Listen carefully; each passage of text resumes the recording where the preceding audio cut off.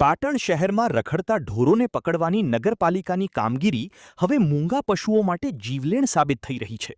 પાલિકાના ઢોર ડબ્બાના કર્મચારીઓની ઘોર બેદરકારી અને નિર્દયતાને કારણે 4 ગાયોના કરુણ મોત નીપજ્યા હોવાના આક્ષેપ સાથે સમગ્ર પાટણ પંથકના માલધારી સમાજમાં ભારે રોષ ફાટી નીકળ્યો છે.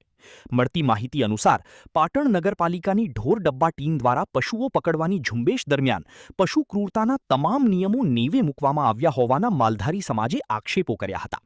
જે પાંજરામાં માત્ર 10થી 11 પશુઓને રાખવાની ક્ષમતા છે, તેમાં કર્મચારીઓએ ગેરકાયદેસર રીતે 21 પશુઓને ખીંચોખીંચ ભરી દીધા હોવાના પણ આક્ષેપો કરાયા હતા. માલધારી સમાજનો આક્ષેપ છે કે પશુઓને પાંજરામાં પૂરતી વખતે નિર્દયતાપૂર્વક મારવામાં આવ્યો હતો. અપૂરતી જગ્યા અને ગૂંગળામણને કારણે એક ગર્ભવતી ગાય સહિત કુલ 4 ગાયોના કરુણ મોત નીપજ્યા છે. આ ઘટનાને પગલે માલધારી સમાજના અગ્રણીઓએ પાટણ જિલ્લા પોલીસ વડાને લેખિત રજૂઆત કરી ન્યાયની માંગ કરી છે.